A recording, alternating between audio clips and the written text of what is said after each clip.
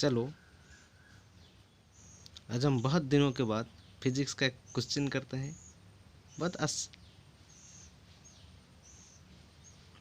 अच्छा क्वेश्चन है।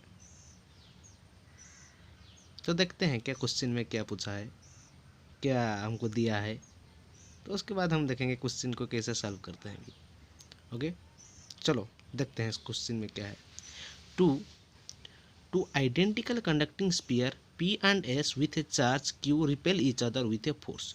दो हमारे पास क्वेश्चन में ये दिया है कि दो स्पीयर है, एक इसका नाम है P और दूसरा का नाम है S। दोनों का चार्ज Q है। दोनों का चार्ज क्या क्या है? Q है। दोनों एक रिपल्सिव फोर्स में, रिपल्सिव फोर्स अब है मतलब उसके बीच में कोई डिस्टेंस है। मान लो इसका डिस्टेंस R है और इसके बीच में रिपल्सिव फोर्स है इनिशियल फोर्स I, Fi। उसके बाद क्वेश्चन में पूछा है a third identical uncharged conducting sphere R, मतलब एक तीसरा स्पीयर भी है, एक तीसरा स्पीयर भी है जो अनचार्ज्ड है, जिसका नाम है क्या? R। जो अनचार्ज्ड नहीं है वो अनचार्ज्ड है, ये R है। इसको उसके बाद दिया है a third identical uncharged conducting sphere R is successively brought in contact with two sphere.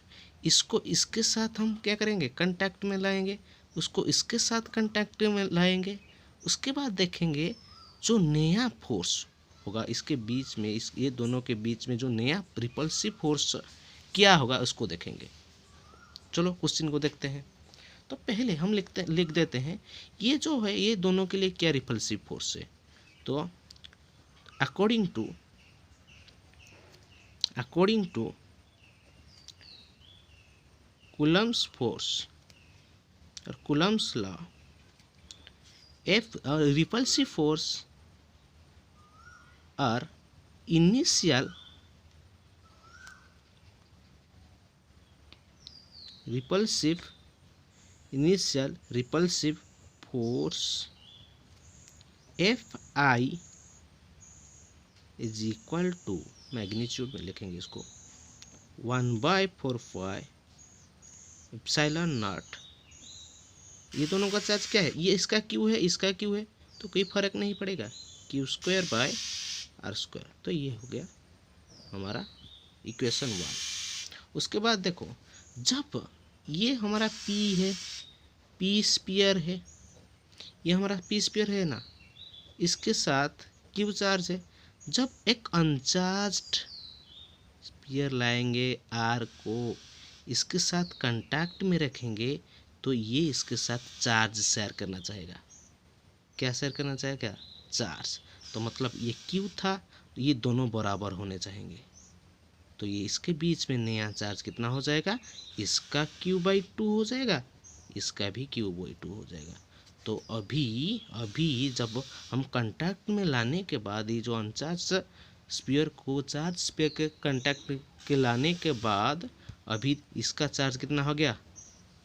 Charge on spear P कितना हो गया? Q/2 हो गया। और अभी फिर चार्ज ऑन स्पीयर R भी Q/2 हो गया। तो इसको ध्यान में रखना है। अभी चार्ज और Q नहीं है। जब इसके साथ कांटेक्ट में रह गया ये चार्ज क्या हो गया? डिवाइड हो गया, दोनों के बीच में इक्वली डिवाइड हो गया, ये Q/2 हो गया या नहीं? उसके बाद देखेंगे ये R को P के कांटेक्ट में लाया अभी। उसके बाद वही R को S के कांटेक्ट में लाएंगे। तो वो R जब P के कांटेक्ट में आ गया, अभी चार्ज्ड हो गया, अभी Q/2 चार्ज है। जब ये इसके साथ कांटेक्ट में आएगा, इसके बीच में भी चार्ज शेयर होगा। कितना चार्ज शेयर होगा ना? इसका एवरेज। तो कितना चार्ज हो जाएगा? अभी भी इसके बीच में जब चार्ज शेयर होगा, इसके बीच में जब चार्ज शेयर होगा, इसका एवरेज कितना चार्ज होगा ना? Q/2 + Q/2। जिसको हम लिख सकते हैं क्या लिख सकते हैं 3q/4। तो अभी हो गया हमारा charge on sphere, charge on sphere S में कितना हो गया, वही इक्वल चार्ज, इसके इधर भी रहेगा 3q/4, इधर भी रह जाएगा, वही रह जाएगा 3q/4। और वही चार्ज आर में, सॉरी स्फीयर आर में, चार्ज ऑन स्फीयर आर में 3q/4। ये कब, ये पहले r/q/2 कब हुआ, जब इसके साथ कांटेक्ट में आ गया। फिर q/2 था, q/2 को जब s के कांटेक्ट में हम लाए थे, तब ये क्या हो गया 3q/4। समझ लो अभी दोनों स्फीयर का चार्ज कितना है, अभी दोनों स्फीयर का q नहीं है, अभी इसका है p का q/2 है, जो इधर हम देखे थे जो हो गया था, और s का हो गया था 3q/4। तो इसके बीच में डिस्टेंस वही, डिस्टेंस में कोई फर्क नहीं है, वही सेम डिस्टेंस है, लेकिन इसका चार्ज में अभी फर्क आ गया। तो इसके रिपल्सिव फोर्स में कोई फर्क आएगा या नहीं, तो इसका फाइनल रिपल्सिव फोर्स होगा, so the final repulsive force is given by Coulomb's के, हमारा तो एक ही ला है ना, हम इलेक्ट्रोस्टैटिक फोर्स को कैसे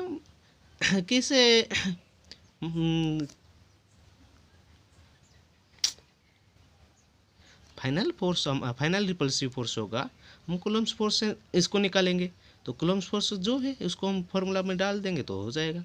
तो final repulsive force is given by F is equal to 1/4πε0 इसका चार्ज इंटू इसका चार्ज कितना है, ये है, इंटू इसका चार्ज ये है, डिवाइडेड बाई 4 डिवाइडेड बाई इसके बीच में जो डिस्टेंस है r²।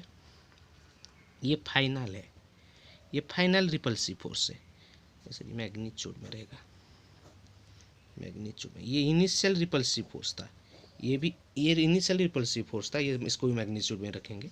तो इसको देखो इधर, ये कितना हो जाएगा q²। तो इसको हम लिख सकते हैं, ऐसा लिख सकते हैं क्या, 3/8 इंटू 1/4πε0 q²/r², जो हमारा इनिशियल फोर्स है, ये जो था हमारा इनिशियल फोर्स था, इनिशियल रिपल्सिव फोर्स के साथ बराबर है, तो इसको इसके जगह हम लिख सकते हैं,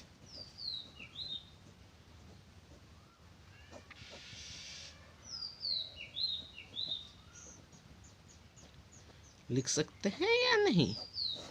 तो ये हमारा आ गया आंसर, इनिशियल फोर्स हमारा, सॉरी फाइनल फोर्स जो आ गया, final repulsive force is equal to 3/8 time of initial force.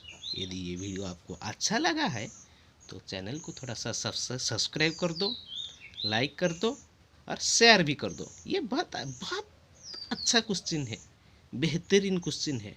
उसके बाद तुम्हारा सपोर्ट मिलेगा तो मैं और भी अच्छा क्वेश्चन लेकर आऊँगा। Thank you.